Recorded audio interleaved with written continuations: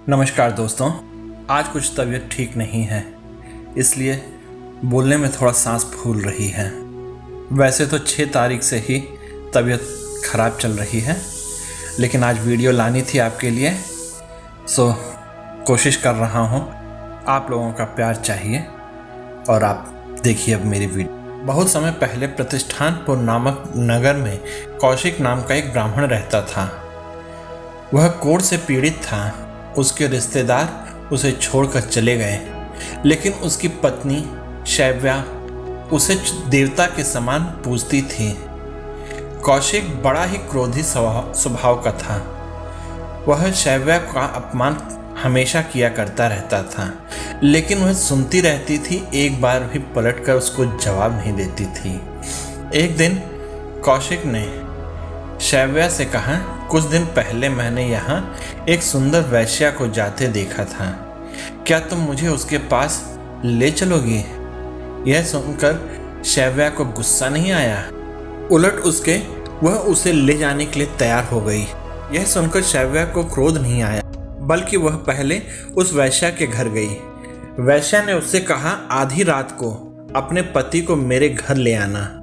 यह सुनकर शैव्या अपने घर लौटकर आई।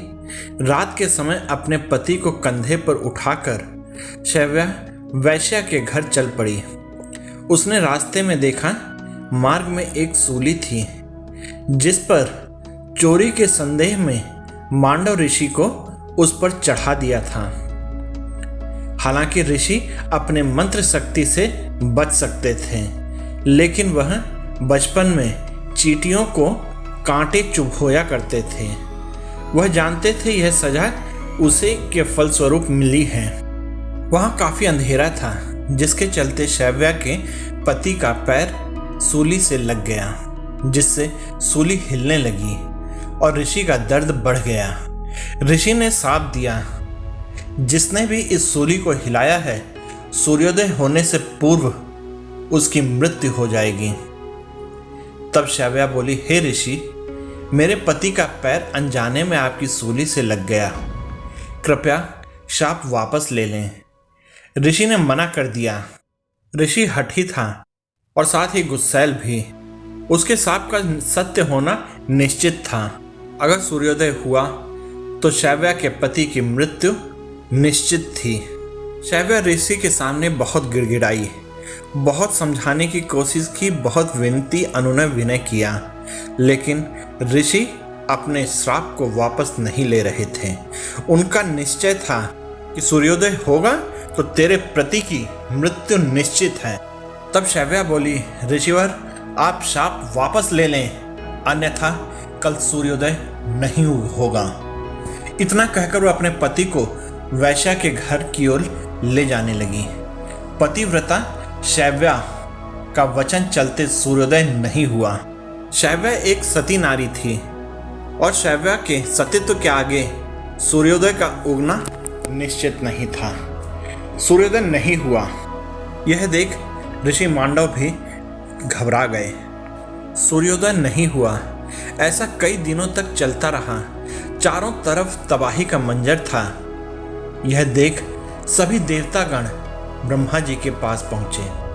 तब ब्रह्मा जी ने कहा, शैव्या ही इस समस्या का निराकरण कर सकती है। ब्रह्मा जी पतिव्रता नारी शैव्या के पास पहुंचे।